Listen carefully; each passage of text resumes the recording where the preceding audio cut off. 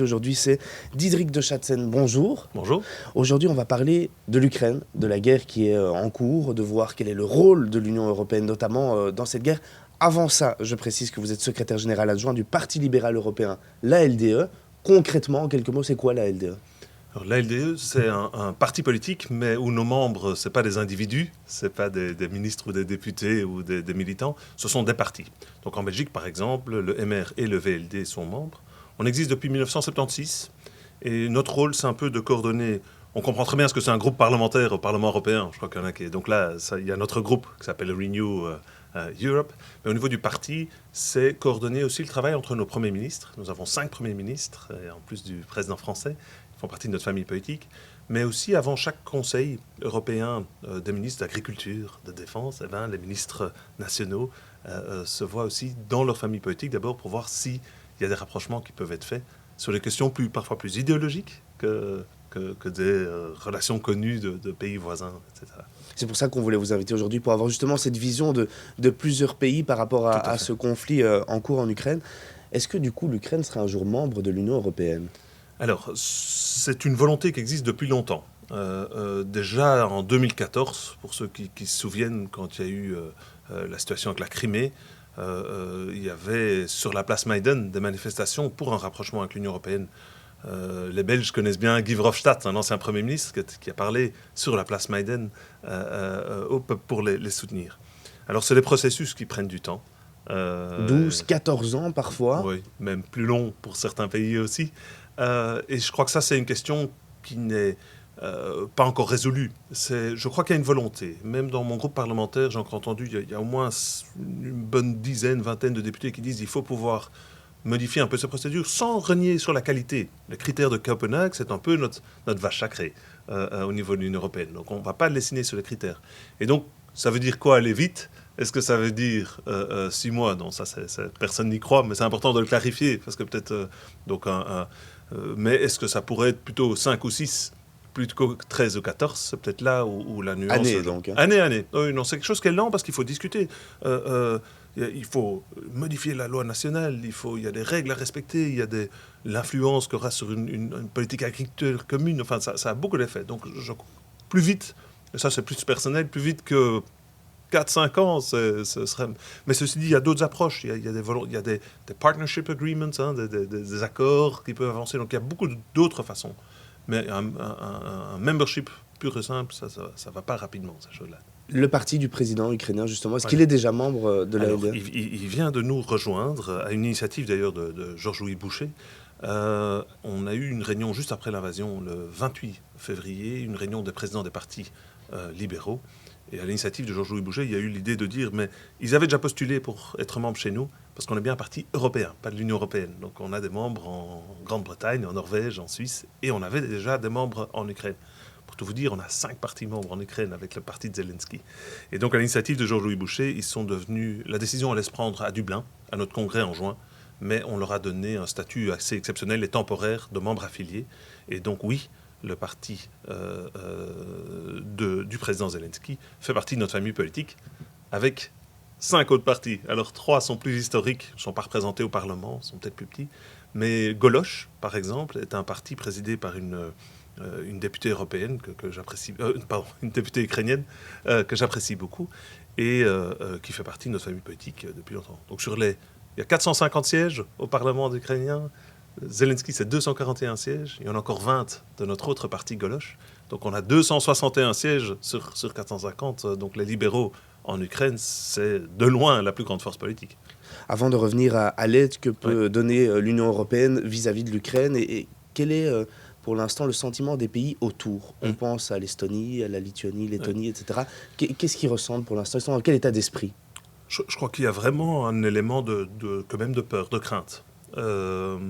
Pour eux, c'est assez proche. Hein. Je regarde à nos amis en Estonie, on est au gouvernement là, avec la première ministre Kaja Kallas. C'est des voisins qui sont très proches. Il y a déjà... j'ai oublié de le dire, tout le monde l'ignore, c'est un peu le truc de Trivial Pursuit, mais il y a même une frontière avec la Russie sur le lac Peipsi, si je me trompe, qui n'est toujours pas tout à fait définie. Donc ça montre à quel point on se dispute un peu sur le lac, où se trouve cette frontière. Donc ça montre à quel point il y a encore des points pas résolus. Et donc je crois que l'Estonie, la Lituanie et la Lettonie aussi, dans l'ordre des choses, soyons francs, je crois que c'est les Moldaves qui doivent s'inquiéter le plus maintenant. Hein. On l'a vu sur cette fameuse image du président biélorusse, du dernière dictature d'Europe. Alors est-ce que c'est la Moldavie? Mais c'est vrai que si la Moldavie commence, alors je crois que plusieurs auront très peur que ça ne s'arrêtera pas là. Est-ce qu'on peut s'attendre justement à une intervention militaire de l'Europe ou de l'OTAN en Ukraine, ou ça c'est exclu? Alors exclu, c'est difficile à dire. Il n'y a personne qui est un expert total. On dit toujours, on sait comment on arrive à une guerre, on ne sait jamais comment ça se produit. Il y a trop de facteurs. Donc je vais juste donner mon opinion personnelle. Alors sur une intervention militaire européenne, ça je peux dire assez facilement que ça va être difficile parce qu'on n'a pas vraiment d'armée. Notre grand succès récent, qui était lié au développement par rapport à nos relations euro-atlantiques, c'est qu'on a fait déjà un achat groupé de matériel militaire. C'est là où on est au niveau. Donc tu vois, de passer de là à une armée commune, on n'y est pas encore. Mais je crois, et c'est horriblement cynique de voir un peu du positif dans ce conflit qui nous touche tous, mais c'est vrai que ça a uni quand même les partis européens à nouveau autour de cette question de défense il y a une espèce de statistique européenne qui s'appelle Eurostat chaque année. Et il y a presque un consensus là-dessus que ce que les gens veulent, c'est une voix plus forte de l'Union européenne au niveau mondial, unie en affaires étrangères, en défense. Et c'est le point où on délivre le moins. Donc ça, je crois que c'est un élément... Donc pour répondre à la question, une intervention militaire européenne, je ne crois pas. L'OTAN, c'est difficile pour l'instant. On a quand même des indications qui montreraient qu'on veut éviter une intervention de l'OTAN, surtout du côté américain. À partir de quel moment l'OTAN interviendra dès qu'il y a un pays... C'est l'article 5, là, hein. Donc ça, il n'y a pas de problème. Ça, je crois qu'on va honorer l'article 5. Donc si effectivement il y a une invasion des pays membres de l'OTAN, je serais très surpris. Enfin, ça dénature tout le concept s'il n'y a pas ce article 5, je crois, hein, qui dit qu'il faut donner assistance. Donc là, oui. Et concrètement, pour l'instant, du coup, que peut faire l'Union européenne vis-à-vis de l'Ukraine, vis-à-vis des pays proches de l'Ukraine? Qu'est-ce qui a été fait pour l'instant? Alors, je commençais par les petites étapes, hein, et c'est pas... ou bien je vais le formuler différemment. Il y a une association maintenant qui est très visible sur Bruxelles, qui est Promote Ukraine. Promote Ukraine, ce sont des journalistes indépendants, des volontaires, et en fait... Ils ont formulé, je trouve intéressant, ce que l'Ukraine demande. On va peut-être le faire comme ça, et puis on dira ce qu'on peut répondre. En fait, eux, ils ont 4 demandes. Je dis bien que c'est les leurs et pas les nôtres. C'est le fameux no-fly zone. La no-fly zone, c'est pas léger, on en reparlera. Hein. C'est les corridors humanitaires. Alors là, je crois qu'on est tous unis autour de ça. C'est sur ce système d'échange financier SWIFT, qui se trouve à la Hulpe. Hein. On rappelle souvent, les Belges, un peu de disconnecter toutes les banques, parce qu'il y en a 7 pour l'instant, quand on est retiré, ça fait 30%, il en reste d'autres. Et puis il y a l'embargo sur le pétrole et le gaz. Ça, c'est 4 mesures que demandent les Ukrainiens. Et là-dessus, on est d'accord au niveau de l'Europe? Non, pas surtout. Alors, sur le no-fly zone, c'est en fait relatif à ce que tu disais avant, parce que fermer l'espace aérien, dans notre vie, on l'a déjà fait 4 fois, je crois. Hein, donc, c'est pas quelque chose qui est tout à fait... donc, je crois que même notre génération, il y a eu l'Irak en 99, il y a eu la Bosnie, il y a eu la Libye, même plus dernièrement. Et tu vas me dire, mais qu'est-ce qui change maintenant? Et c'est quand même l'élément nucléaire. C'est le fait que les 3 exemples que je te donnais avant, il n'y avait pas d'armes nucléaires de l'autre côté.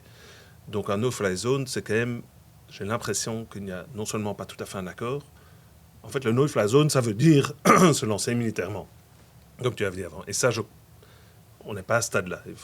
On n'est pas à ce stade-là. Pour les corridors humanitaires, là tu vois que ça semblait évident. Hein, il y a eu des discussions, et finalement non, parce qu'il y a des... Est-ce qu'il y en a qui disent que les corridors humanitaires allaient directement vers la Russie, d'autres qui disaient que c'était miné. Donc même cette question qui aurait pu être simple, où là je crois qu'il y a une union au niveau de l'Union européenne pour vraiment établir cet élément-là, mais on n'y est pas encore tout à fait. Alors l'embargo sur le pétrole et le gaz, ça c'est moralement, je crois, quelque chose qu'on est difficile à refuser, parce qu'on ne peut pas dire que ça touchera le peuple russe. C'est pas le peuple russe qui bénéficie directement des revenus. Ça ferait très mal, surtout à nous. Moi, je pense, je vais peut-être citer un Premier ministre conservateur, un ancien Premier ministre conservateur, c'est Stubb, qui est un ancien Premier ministre finlandais, qui lui disait, voilà, le prix du gaz et du pétrole maintenant, il faut le voir un peu comme notre participation. Et je crois que c'est... Mais là, c'est une question assez fondamentale. Est-ce qu'on oserait cet élément-là? Les États-Unis l'ont fait, c'était plus facile pour eux. La Grande-Bretagne l'a fait. peu plus facile pour eux, mais pas tellement. Mais donc, est-ce qu'on oserait? Et ça, je crois que moralement, ce serait très beau. Mais surtout que c'est réversible. Tu peux racheter après si le conflit est arrêté. Donc tout ça, c'est au niveau des sanctions qui sont prises Correct. ou qui sont en train d'être discutées pour l'instant. Au niveau des migrants qui sont en train de fuir leur pays, on a de plus en plus qui arrivent ici à Bruxelles. On commence à voir les files notamment, et ça dans tous les pays. Qu'est-ce qui va être mis en place par l'Union européenne à ce niveau-là? Alors, il y a déjà quelque chose qui a été fait. D'une certaine façon, on peut être fier de ce qui a été fait. Alors, les très pro-européens, ils vont être un peu déçus parce qu'on n'a pas fait plus, et d'autres trouvent qu'on a déjà fait pas mal. Donc, ici, maintenant, il y a déjà ce statut qui a été fait. Donc, ils ont tous un statut, maintenant, de réfugiés. Ça facilite drôlement les choses. La Pologne, qui est vraiment celle qui accueille le plus maintenant, c'est les pays voisins qui accueillent le plus, n'ont pas encore tiré la sonnette d'alarme au même niveau que l'avaient fait à l'époque l'Italie et la Grèce. Je crois qu'on a un peu d'expérience sur ce flux migratoire. Là, donc je crois qu'on va pouvoir obtenir un espace commun. J'ai l'impression que du fait de la nature vraiment aussi européenne, plusieurs personnes ont des amis très proches en Ukraine, à Kiev, à Lviv, à toutes ces villes-là. Je vois beaucoup plus encore une initiative de gens d'accueillir des gens chez soi. Et donc je crois que ces réfugiés, je crois que cet accueil-là, j'ai bon espoir que ça se passera mieux que dans d'autres cas. Parce que voilà, il y a beaucoup de volonté d'accueillir aussi chez les particuliers. Je crois que c'est une très chouette façon d'aider. De façon plus générale, et pour conclure cette interview, qu'est-ce qu'on peut craindre sur le long terme de notre côté au niveau de l'Europe? Quel impact peut avoir cette guerre au niveau de l'Union européenne? On peut déjà dire qu'on est au pire. Hein. On a une guerre sur notre continent. C'est déjà vraiment... ça n'était plus arrivé, ça change beaucoup. Regarde, il y a des politiques, je pense à l'Allemagne, qui a changé 70 ans de politique de défense en 2 semaines. Hein. Ils sont repassés aux 2% de dépenses militaires. Ils ont eu je ne sais pas le montant exact, mais je crois qu'on parle de 100 milliards d'euros de mis de côté pour la défense. Donc le pire est déjà arrivé, je dirais. Je crois que ce qu'on peut craindre, c'est effectivement une désillusion, peut-être, si ça prend trop de temps par rapport à l'Ukraine, de se dire, mais enfin, si l'OTAN ne peut pas me protéger, si l'Europe ne fait pas assez, est-ce que c'est encore mon futur de s'orienter vers là? Et ce serait vraiment une perte, parce que je crois qu'il y a cette volonté qui existe depuis 2014, on ne va pas se disputer depuis quand ça existe, mais en tout cas très fort depuis 2014, de vouloir se rapprocher de l'Union européenne. Ce serait dommage, vraiment triste, si ça ne se matérialise pas. Donc voilà, je crois que je ne veux pas dire que le pire est arrivé, mais le très grave est déjà arrivé. Et le pire, alors, ce serait effectivement une guerre aussi, un engagement militaire vraiment des pays, ce qu'on ne peut pas exclure. Et peut-être encore de nous fragiliser entre nous, parce que ça fait très cliché, surtout pour les Belges qui disent que l'Union fait la force, mais dans le cadre de l'Union européenne, c'est vraiment vrai. Et ce serait très très dommage si ça devait nous diviser. Diederik, on est plutôt dans l'autre sens. Diederik de Schatten, merci d'avoir été avec nous ce matin. Je rappelle que vous êtes secrétaire général adjoint du Parti libéral européen, l'ALDE.